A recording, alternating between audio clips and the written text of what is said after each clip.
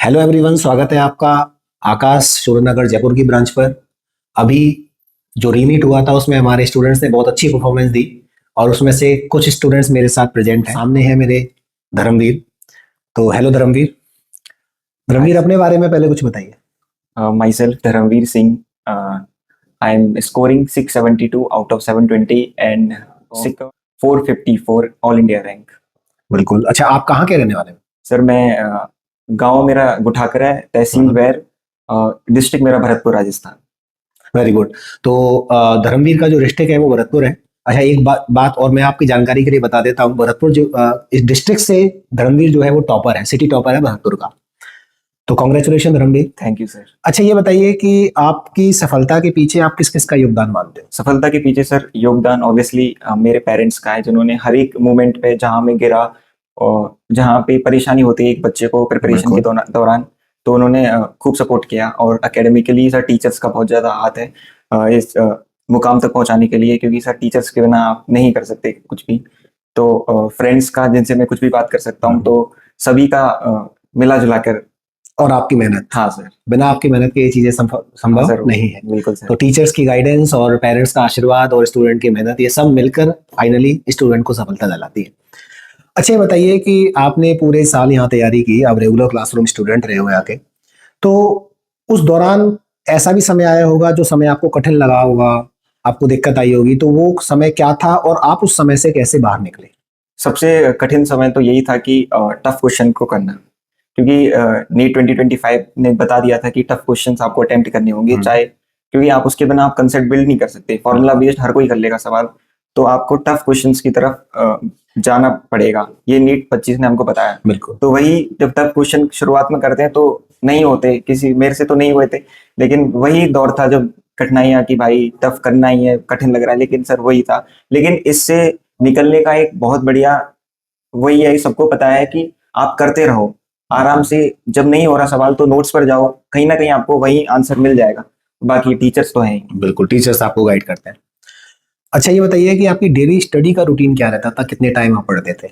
Average में daily 10 से 12 घंटे पढ़ता था, जिसकी एफिशिएंसी आप 7-8 घंटे मान सकते हो, क्योंकि ऑब्वियसली होता ही है वो। तो डेली एक डे को मैं मतलब पार्ट में डिवाइड करता था, कब मेरे को फिजिक्स पढ़नी है, कब केमिस्ट्री, कब बॉटनी, जियोलॉजी, जो भी है। और ज्यादातर मैं फिजिक्स की थ्योरी कम टाइम में रिवाइज करके मैं ज्यादा क्वेश्चन को अटेम्प्ट करना ज्यादा करता था, क्योंकि question attempt at the end आपको पेपर में क्वेश्चन ही अटेम्प्ट करने हैं।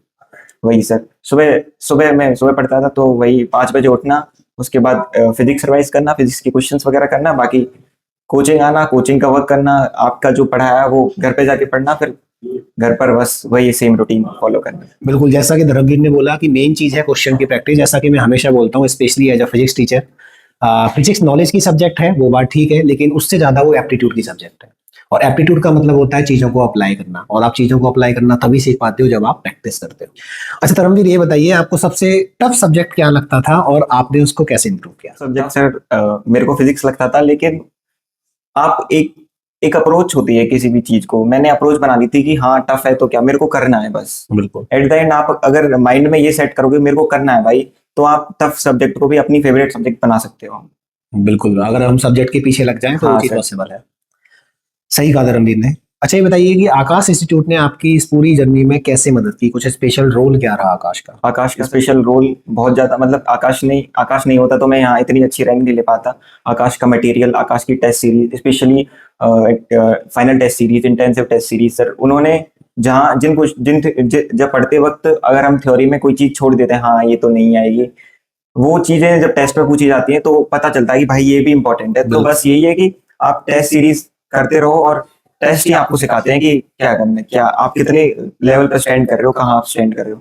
तो बस मैं ये भी बताना चाहूंगा कि आकाश की test series best test series है। बिल्कुल। अच्छा, आकाश की टेस्ट सीरीज के अलावा कहीं और से कोई टेस्ट सीरीज लेने की नहीं रिक्वायरमेंट सर, होती है? बिल्कुल नहीं सर, बिल्कुल नहीं। बिल्कुल, वेरी गुड। अच्छा, ये बताइए कि जिस दिन आपका पेपर था, एग्जाम देने जाना था, उस दिन की स्ट्रेटजी क्या थी? क्या सोचकर आप गए थे? सोचकर बस यही गया था कि शांति से पेपर अटेम्प्ट करना है, जितना हो सके अपना बेस्ट देना है, इररेलेवेंटली, मतलब बेफालतू के सवालों में उलझना नहीं है। क्योंकि आप राउंड वाइज पेपर अटेम्प्ट करो, दिमाग में बस ये क्लियर करते रहो कि हमें घबराना नहीं है। अगर आप घबराओगे नहीं तो अच्छा पेपर अटेम्प्ट करके आओगे। बिल्कुल, घबराना नहीं। अच्छा, ये बताइए जिस टाइम आप एग्जाम दे रहे थे, उस टाइम पर जैसे जैसे से आपने क्वेश्चन को अटेम्प्ट करना शुरू किया, तो वो टाइम कैसे निकल रहा था? वो 3 आवर्स 15 मिनट्स का टाइम कैसे निकला और आपकी क्या अप्रोच रही, कैसे आपने पूरे पेपर को अटेम्प्ट किया? पेपर को अटेम्प्ट शुरुआत बायोलॉजी से की थी। बिल्कुल। तो बायोलॉजी तो सबके लिए आसान थी, मेरे को भी ऐसा लगा पेपर वही पेपर 3 ही। मई वाला ही है। बिल्कुल। तो जैसे ही मैंने केमिस्ट्री शुरुआत की, मेरे को फिजिकल केमिस्ट्री के बड़े बड़े सवाल दिखे, तो मैं समझ गया था कि पेपर वही 540 550 के लगभग है, तो उसी हिसाब से अटेम्प्ट लो आप। बिल्कुल। क्योंकि सर इतनी टेस्ट सीरीज हमने दे रखी थी आकाश में, तो पता चल जाता है किस लेवल का पेपर और कहाँ कट ऑफ जाएगी। तो बस यही था कि फिजिक्स केमिस्ट्री को अटेम्प्ट किया। केमिस्ट्री को मैंने राउंड 1 में कुछ ही सवाल कर पाया, मैं 20-30 सवाल। फिर मैं फिजिक्स की तरफ गया, फिजिक्स के फर्स्ट राउंड में 10-12 सवाल कर पाया। फिर मैंने राउंड 2 राउंड 3 करके निपटाया। मतलब आप अगर तसल्ली से करोगे तो हो जाएगा। अच्छा, इसमें एक चीज और है कि पहली बार आपने पेपर को अटेम्प्ट किया, तो पहली बार हमें थोड़ा सा फास्ट करना होता है हाँ सर, ताकि आप दूसरा राउंड ले सको। बिल्कुल सर। क्योंकि दूसरा राउंड नहीं ले पाओगे तो वो क्वेश्चन हो ही नहीं पाएंगे। फास्ट सर, पहले राउंड में आप उन क्वेश्चंस को अटेम्प्ट करो जो फॉर्मूला बेस्ड आपको दिख रहे हैं, क्योंकि आप उन सवालों पे मत उलझो, क्योंकि वो टाइम वेस्ट भी करेंगे और प्रेशर बिल्ड करेंगे आप एग्जाम में। बिल्कुल, वेल सेड धर्मवीर। अच्छा, ये बताइए, जो स्टूडेंट्स अभी अपने क्लासरूम में पढ़ रहे हैं और वो थोड़े कम मार्क्स उनके आ रहे हैं, तो उनके लिए आप क्या बोलोगे? जिनके मार्क्स कम आ रहे हैं उनके लिए मैं यही बोलना चाहूंगा कि इनिशियली आप थोड़ा सा कॉन्सेप्ट पे ध्यान दो, थ्योरी पे ध्यान दो। आप फिर क्वेश्चन अटेम्प्ट करने के लिए जाओ। एक जर्नी होती है, एक रास्ता होता है, उससे गुजरना पड़ता है।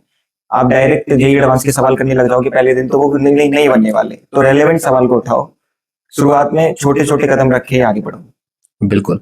अच्छा, ये बताइए कि क्या हमें बहुत ज्यादा टफ क्वेश्चंस की प्रैक्टिस की जरूरत होती है क्या नीट में? टफ क्वेश्चंस की प्रैक्टिस सर इतनी जरूरत नहीं है। आप जेईई मेंस लेवल तक हम जा जेईई सकते मेंस हैं, लेवल बस तक आप दैट्स जाओ, इट, बस। वो सफिशिएंट है मेरे बस हिसाब से, है ना? बिल्कुल। अच्छा, ये बताइए कि जब नीट का एग्जाम, 3rd मई वाला एग्जाम जब कैंसिल हुआ, तो आपको कैसा लगा? और आपको जब ये पता चला कि वापस से एग्जाम मुझे देना है, तो फिर आपकी नए एग्जाम से क्या उम्मीदें थी? सर जब रद्द हुई थी परीक्षा, तो ऑब्वियसली बुरा तो लगा था कि भाई वापस, बात ये थी कि वापस पढ़ना है वही चीज, वापस टेस्ट सीरीज, वापस वही प्रेशर, वापस वही एंजाइटी, होगा नहीं होगा। क्योंकि कितना भी आप प्रिपरेशन कर लो, आपको डर तो लगाया रहता डर है तो कि लगता कुछ है। भी हो सकता है पेपर में।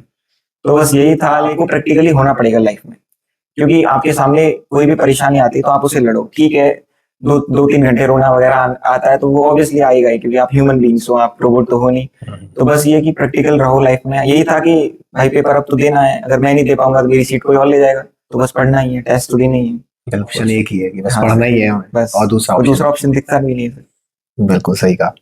अच्छा, नीट का एग्जाम ओवर हो गया, सब कुछ हो गया, रिजल्ट भी आ गया हाँ आपको, सर। तो अब कैसे आपका टाइम निकलता है? क्या रूटीन रहता है आपका? रूटीन तो सर वही है कि मोबाइल चलाना, मूवीज देखना, वेब सीरीज देखना, वही जो प्रिपरेशन के टाइम पे नहीं किया था। मतलब नीट से पहले सोचा था ये देखेंगे, वही कंप्लीट कर रहा हूँ बस। अच्छा, ठीक है। अच्छा, वेब सीरीज में क्या क्या देखा आपने? पंचायत सीजन 3 कंप्लीट हो चुका है मेरा, और कोटा अच्छा। फैक्ट्री भी खत्म कर दी। कोटा फैक्ट्री भी खत्म कर दी। कोई हॉबी परस्यू करते हो आप, कोई स्पोर्ट Hobby? वगैरह? मैं सर क्रिकेट खेलता हूँ। क्रिकेट खेलते हो? हाँ सर। Very good. स्पोर्ट भी जरूरी है, जो हमें फिजिकली फिट रखता है। हाँ चलिए ठीक है धर्मवीर, एक रैपिड फायर राउंड हो जाए, आपको 1 वर्ड में आंसर देना है जो भी क्वेश्चन मैं पूछूंगा। 1 word for Aakash institute. Amazing. Favourite subject? Physics. Morning study और night study? Morning study. Mock test और थ्योरी? Mock test. सक्सेस मंत्र?